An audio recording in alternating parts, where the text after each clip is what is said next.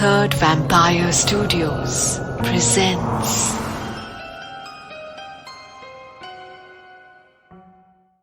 मुंबई के शिवाजी पार्क में से कई ऐसे उम्दा क्रिकेट प्लेयर्स निकले हैं जिन्होंने आगे जाकर इंडियन क्रिकेट टीम के लिए खेला है और देश का नाम रोशन किया है। ऐसा ही एक खिलाड़ी है दत्ता आंग्रे, जो आज की तारीख में भारतीय क्रिकेट टीम के लिए ओपन कर रहा है और बड़े बड़े रिकॉर्ड्स तोड़ रहा है। आज हर ब्रांड चाहता है कि दत्ता आंग्रे उसके प्रोडक्ट को एंडोर्स करे। हर नामचीन इंडस्ट्रियलिस्ट चाहता है कि उसके बच्चों की शादी में दत्ता आंग्रे कुछ देर के लिए ही सही मगर आए।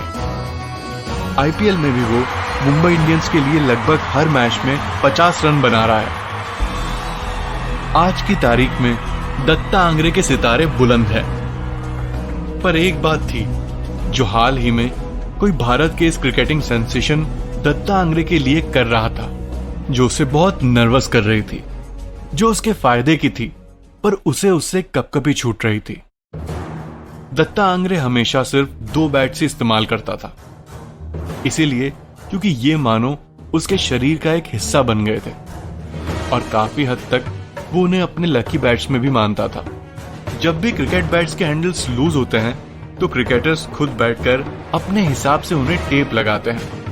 पर आजकल जब भी दत्ता आंग्रे पेविलियन में बैठता और अपने क्रिकेटिंग किट से अपनी बैट निकालता, तब उसे दिखता कि किसी ने पहले ही उसके क्रिकेट बैट को बहुत अच्छे से टेप लगा दिया। हर मैच के बाद भी जब वो अपना बैट अपने लॉकर रूम में रखता तो कोई था जो चुपके से उसके क्रिकेट बैट पर अच्छी तरह से टेप लगा जाता। ऐसा 2-3 हफ्तों तक चला। दत्ता आंग्रे अब इन वारदातों से चिंतित हो रहा था। वो सोच रहा था कि आखिर कौन हो सकता है जो इस तरह की हरकत कर रहा हो। तभी इन्हीं वारदातों से जुड़ी हुई एक बात उसे याद आई। उसने अपना फोन उठाया और एक नंबर डायल किया। You are watching a Third Vampire Studios production. पर उस शख्स ने अपना सेलफोन नहीं उठाया। दत्ता आंग्रे ने फिर से उसे डायल किया। इस बार भी सामने वाले ने फोन नहीं उठाया। फिर दत्ता ने सोचा कि उस शख्स के बेटे को ही व्हाट्सएप मैसेज भेज देता हूं कि पापा से कहे कि मुझे प्लीज कॉल करे, क्योंकि उनका फोन नंबर लग नहीं रहा है। उसने वो मैसेज टाइप करके भेजा। अभी उसने उस शख्स के बेटे का डीपी देखा। उसमें उसके पिताजी का फोटो था, यानी उस शख्स का फोटो जिसे दत्ता आंग्रे इतनी देर से कॉल कर रहा था। वो फोटो दरअसल दत्ता आंग्रे के क्रिकेट कोच का था, जिसका नाम था अजीत राणे। अजीत राणे ने दत्ता आंग्रे को उसके स्कूल के दिनों से कोच किया था और दत्ता की परफेक्ट बैटिंग टेक्निक के पीछे उन्हीं का हाथ था। तभी दत्ता आंग्रे का फोन बजा। अजीत राणे के बेटे का कॉल था। हेलो दादा, सॉरी मैं आपको वक्त पर बता नहीं पाया कि बाबा 3 हफ्तों पहले ही गुजर गए। दत्ता आंग्रे का दिल बैठ गया। उसने पूछा, क्या हुआ था कोच को? बाबा को अचानक हार्ट अटैक आया था और वो पार्क में चलते चलते वहीं गुजर गए।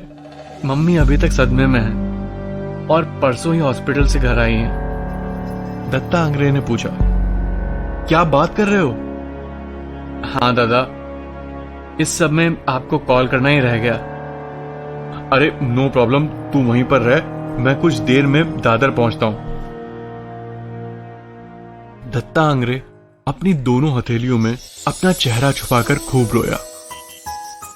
उसके क्रिकेट कोच अजीत राणे उसके लिए लगभग उसके पापा जैसे थे। वो बहुत स्ट्रिक्ट थे, पर गेम के बाद दत्ता को बहुत लाड़ करते थे। उन्हें पता था कि दत्ता रोज डोंबिवली से ट्रेन पकड़कर दादर शिवाजी पार्क आता है, सिर्फ उनकी क्रिकेट कोचिंग के लिए। वो उसे कई बार नाश्ता भी खिलाते थे और उसके क्रिकेट बैट के हैंडल को भी कई बार खुद टेप लगाते। दत्ता आंग्रे अब समझ गया था कि अजीत राणे के देहांत के बाद उनकी आत्मा दत्ता से कह रही हो सके तो मेरी बीवी बच्चों के लिए कुछ कर दत्ता, कुछ कर। और दत्ता आंग्रे ने बहुत कुछ किया। उसने उन्हें 50 लाख रुपए की रकम दी और हर महीने अजीत राणे के परिवार को वो 50,000 रुपए भी भेजने लगा। Hit like and subscribe to our YouTube channel. You will, won't you?